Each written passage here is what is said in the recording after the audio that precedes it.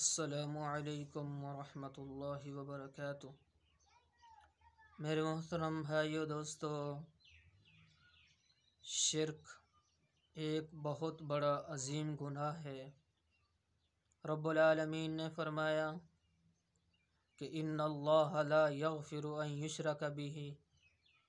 ویغفر ما دون ذلک لمن یشاء، کہ میری عبادات کے اندر اگر کوئی کمی کوتاہی پائی گئی، فرمایا وہ تو میں معاف کر دوں گا، لیکن جس نے میری ذات میں کسی کو شریک ٹھہرایا، فرمایا اس کو میں کبھی معاف نہیں کروں گا، اس کو میں کبھی بھی معاف نہیں کروں گا۔ شرک ایک ایسی لعنت ہے کہ رب العالمین ایسے آدمی کو کبھی نہیں معاف فرمائیں گے، اور یہ آدمی ہمیشہ دوزخ میں پڑا رہے گا جو اللہ کا شریک کسی کو ٹھہراتا ہے۔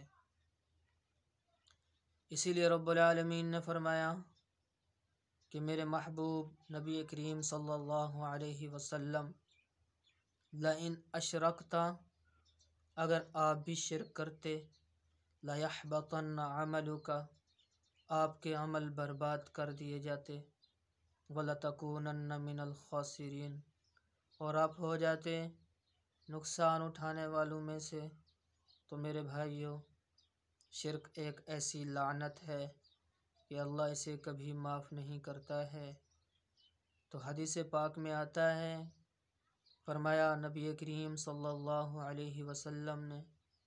لا يقبل اللہ لصاحب بدعۃ، نہیں قبول کرتا اللہ بدعت کرنے والے کا عمل، شرک کرنے والے کا عمل۔ کیا آپ نے فرمایا ولا صلاۃ، نہ اس کی نماز کو قبول کرتا ہے، ولا زکوٰۃ، نہ اس کی زکوٰۃ کو قبول کرتا ہے، ولا صدقۃ، نہ اس کا صدقہ قبول کرتا ہے، ولا حجا، نہ اس کا حج قبول کرتا ہے، ولا عمرۃ،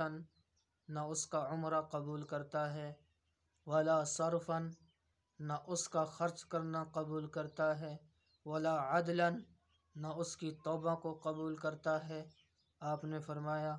یہ شرک اور بدعت کرنے والا آدمی یخرج من الاسلام، اسلام سے نکل جاتا ہے، کما تخرج الشعرۃ من العجین، جیسا کہ آٹے میں سے بال نکل جاتا ہے آسانی سے، تو اسی طرح یہ آدمی اسلام سے خارج ہو جاتا ہے۔ تو محترم بھائیو دوستو، اللہ سے توبہ کریں، اللہ سے معافی مانگیں، اور شرک سے اجتناب کریں اور اس سے بچیں، اور اللہ ہی ہمارا خالق ہے، اس کے اوپر ہمارا یقین ہو، اللہ ہی ہمارا مالک ہے، اس کے اوپر ہمارا یقین ہو، اللہ ہی ہمارا رازق ہے، اس کے اوپر ہمارا یقین ہو، اللہ ہی نفع کا مالک ہے، اس کے اوپر ہمارا یقین ہو، اللہ ہی نقصان کا مالک ہے، اس کے اوپر ہمارا یقین ہو، اللہ زندگی کا مالک ہے، اس کے اوپر ہمارا یقین ہو، اللہ موت کا مالک ہے، اس کے اوپر ہمارا یقین ہو، ساری کائنات کا مالک اللہ ہے، اس کے اوپر ہمارا ایمان اور یقین ہو۔ رب العالمین نے فرمایا لیس قبلہ شیء، اس اللہ سے پہلے کوئی نہیں، لیس بعدہ شیء، اس اللہ کے بعد کوئی نہیں، لیس کمثلہ شیء، اس کی کوئی مثال نہیں ہے۔